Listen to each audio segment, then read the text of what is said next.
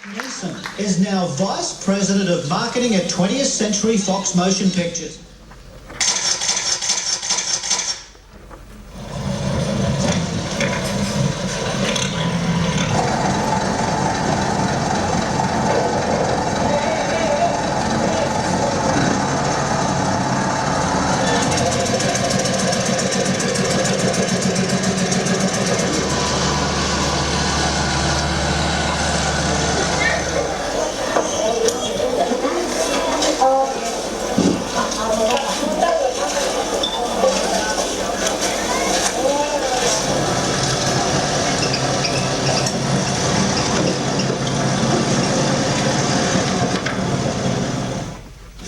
Neeson lived the life that some dream of.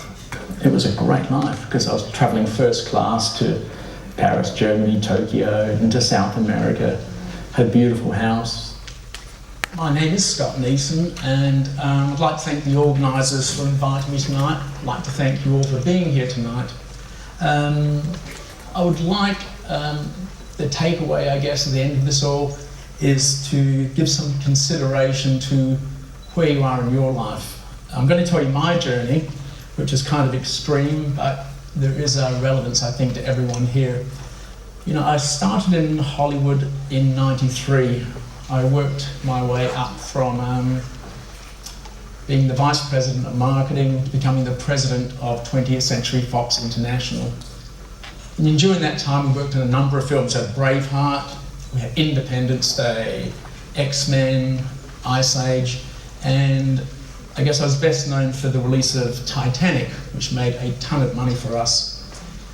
At the end of 2003, I'd had 10 years at 20th Century Fox, and I felt like it was time to move on, to get another job. I negotiated a terrific year deal with Sony Pictures, where I was going on to yet more money. This was first class travel. I had a Porsche in the driveway. I went to the Academy Awards. I had a motor yacht, a nice house. Cindy Crawford was my neighbour, in fact. But I never actually gave to charity. And the reasons why, I think, are fairly stereotypical, especially in retrospect. You know, I didn't know where the money was going. You know, I felt like it wasn't my problem. You know, if people are suffering in Africa, it's sad, but it's not my problem. I felt like my money was going into a giant bucket. I could see the executive salaries. And I felt like my donation, my contribution would be just a drop in the bucket. So I finished with Fox, and in order to purge myself of the sins of the film business, I took a short hiatus, and I started in Bangkok, and the plan was to visit various Buddhist sites and end up in Rishikesh, north of India, which was the birthplace of yoga. And it was a fabulous time. The first week was great. On the way to Angkor Wat, I stopped in Phnom Penh. It's recorded that I was backpacking. I had a backpack, but I was travelling first class, and I stayed at Raffles. For me, after 10 years in Hollywood, that was roughing it. I had all my clothes stuffed into a backpack, so I was backpacking. And because I was a master of the universe, I wanted to see poverty. I saw the street kids, you know, they sell the books, they're out there plying their trade. But, you know, they're pretty savvy kids, they're making a good living. I wanted to see the true suffering, and it was a voyeuristic and somewhat insensitive wish, but at the time it was another experience. I wanted to have another extreme. And I met a gentleman in Phnom Penh who ran a charity, and he said to me, if you really want to see suffering, if you want to see people who have a real need, go to this place. And he handed me just this small piece of notepaper, and the address was the Stung Meanchey garbage dump. And I went down there, and that was the beginning of the end of life as I knew it.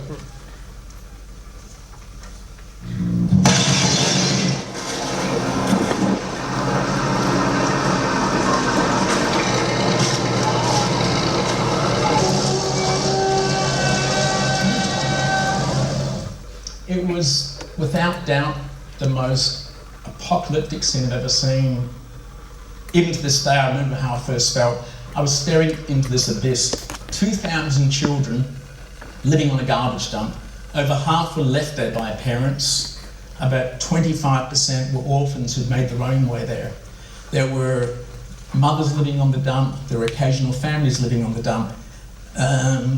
There were corpses of babies that had been aborted and left there. There was trafficking. And the most compelling piece, there was no one there to help. The place was just this hopeless, helpless situation.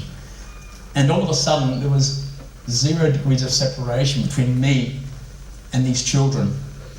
Now, when I was there, I met a young girl, and I had a translator with me. And this child who was 10 years old was walking past. I couldn't tell it was a boy or a girl because it was so wrapped up in cloth from top to bottom. And through the translator, I found out her name was Sreynik. She had never been to school. She actually lived on the garbage dump. Her mother was a very difficult woman, which is a euphemism for domestic abuse, alcoholism, gambling, and her job was to find the money to support her family. I met with the girl and met with the mother that night, and for $30, we had reached an agreement whereby Nick would leave the garbage dump, go to school, the family, including the siblings, would live in a house as opposed to a garbage dump, and everything was going to be okay. Now that was for $30 a month, and I was earning $1 million more on average each year. So I went back to Hollywood, and the mind was left in Cambodia. I couldn't get it out of my brain. In the next 12 months, I made 11 trips back to Cambodia. I was commuting 3 weeks in Los Angeles, 1 week in Cambodia. Now the management of Sony weren't very happy with this, but didn't care where I went as long as I left. So I was taking these trips over there, each time taking on more kids, one by one by one. And by June 2004, I'd rented a building, hired some staff, and it was pretty much underway. It was July 2004, and I was with a very famous actor, who will remain nameless, we'd flown to Tokyo where he was promoting a film. And this is private jet stuff. We're on a Gulfstream. I left him in Tokyo, took a commercial flight down to Phnom Penh, of course. I'm in the garbage dump, and there were these 3 children here, ages 8, 9, 10, something like that. They had typhoid, and they were going to die. They were seriously ill.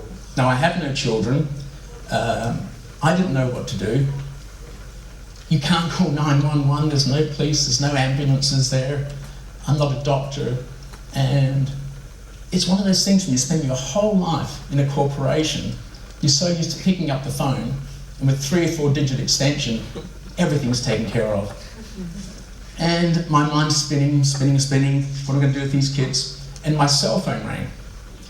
And it was the actor in Tokyo, conferenced in with his agent in Los Angeles.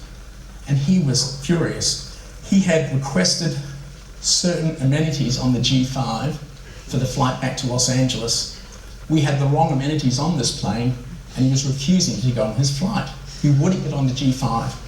And there was this incessant feeling of being ignored. And he said to me, all of a sudden, he said to me, "You know what, Scott? My life wasn't meant to be this difficult." And it was this beautiful moment of vindication. If he wanted a vindication, and I really wanted a vindication, that was it. That was a single moment where I knew what I had to do. So I flew back to Los Angeles, and I quit my job. Within 3 or 4 months, I'd sold my Porsche, my boat, my house. I gave away my dogs. I had the biggest yard sale in history. I was basically, I wouldn't say impoverished, but I had no more material goods. I put money into this charity, and I was living on a garbage dump, and there was this beautiful serenity to it. There was a purpose to my life. Now at this point, you're probably thinking several things. One is, I hope he washed before he came here tonight. And the other thing is, are you trying to tell me that I should give up, move to a garbage dump? No, that's not realistic. What I did was extreme. What I did was partially crazy, I think. My journey was one of aspiration, reaching a point that I aspired to, realising that it wasn't actually what I expected it to be, and then leaving. Now, from your point of view, let's go through the key issues, why I didn't give to charity. Now, the key one is, I don't know where my money's going. That's a very valid argument. We read about $2 million salaries, $1 million salaries. Many of us know that the big organisations, they require $160, $170 million before any money goes out the door, before the programs are covered. We hear these horror stories of executive directors ripping off the money, that they're driving around in fancy cars. But the bottom line is we have technology now. You can track charities. You can find one that's honest. You can find via Google, you can find Charity Navigator. It'll tell you how much money is going where. It will tell you how much CEOs are earning in that company. It tells you which organisations put money to charity and which don't. There's no need these days to find yourself in a position where you don't know what the charity does. You think the problem's too vast to make a difference. Well, let me tell you, that's not true. If I was sitting on the garbage dump again, I would do exactly the same. All it takes is the difference in one child's life, and you've made a difference. Now, there's another aspect to that too, is that when you help one life, when you help one child, you're starting a movement. There's more than just a ripple effect. It actually becomes a perpetual chain of events. The girl on screen now, her name is Ratana. I found her when she was 4 years old, and she was abandoned by the parents. She was sick, she was highly vulnerable, she was terribly traumatized. It took her a year before she would speak. And we nurtured her, we cared for her, and within a few years she became one of our star students. You know, she's such a joy. We have 1,500 Ratanas with us now. And the beauty is that next time I'm out in the garbage dump, when I find someone in the same position, another 4-year-old, in this case Raksa, when I bring it back to my organisation now, it's the first school that takes care of her. My job is done. I don't have to worry about her. Ratana takes care of the new little one because she can relate far more than I could. She's got the tools and she's got empathy. So helping one child helps many, many children. The other thing is, you say it's not your problem. I have trouble debating that because that is an ethical and moral statement, and only you can decide whether it's your problem or not. My own values were that if I have the means, then I should help. The other piece, which came much later in the process, was the sense of legacy. So, the message is that the charitable actions begin with one person. Yep. Today, in Cambodian Children's Fund, the organisation I started, we have got, as I say, 1,500 children in school. When I arrived there in 2004, 40% of children were attending school. Today, we have an absentee rate of 0.4%. We have a maternal death rate, which used to be somewhere between 7 and 8% of mothers. 7 out of every 100 mothers would die within a week of giving birth on the garbage dump. We have 400 births, 0 maternal deaths. We have a vocational program that's placed 100 children into jobs. We have a medical clinic that's got 3 doctors, and we treat 3,000 patients a month. We are the only free full health clinic left in the country. So the whole thing comes back to you. What would it take for you to step up, to make that first step towards really helping an individual? One of the things I'd say is find the organisation that resonates most with you. Check on the transparency. It's so easy these days to check on history, the backgrounds, who's running it, why, and if you can, go to the organisation, spend some time, whether it's donate or advocate or work. So, I'm one person, I'm not particularly sharp, and I had no education. I've got to the stage where the children in our programs have already exceeded my own education qualifications, so I'm fast running out of any credibility with them. The poverty and the suffering of others is, in my view, very much a problem of all humanity. You know, Martin Luther King said that the greatest tragedy of our generation, it's not the seeking of the bad people for more, it's the appalling silence of the good people. And that's what's going to make or break this world. It's whether or not the good people will speak up.